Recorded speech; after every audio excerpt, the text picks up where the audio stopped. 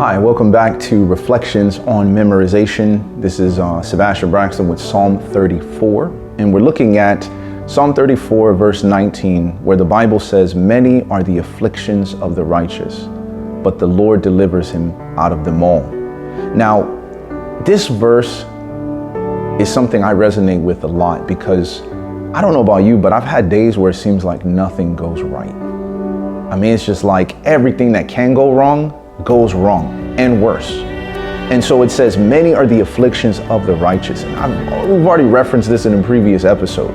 This whole idea that because I'm righteous, because I'm doing the right things, because I'm obeying Jesus by faith in his blood, and his spirit is giving me the ability to do what is right, that all of a sudden everything is going to, become a bed of roses. Like the devil's just going to pat you on the back and wish you well.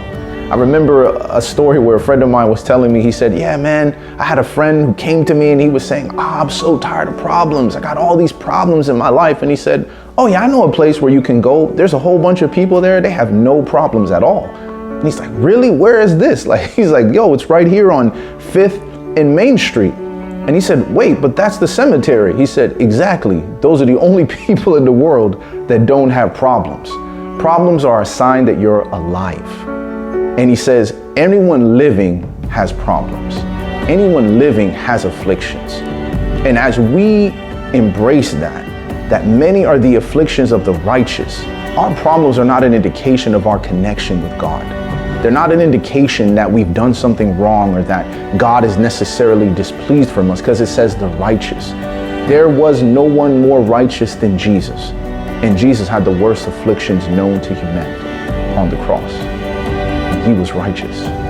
So our problems are not an indication that something's gone awry in our divine relationship and connection to Christ. But the Bible says, even though our afflictions are many, health afflictions, financial afflictions, relationship afflictions, sometimes the afflictions come within our own minds, right? Sometimes we're troubling ourselves.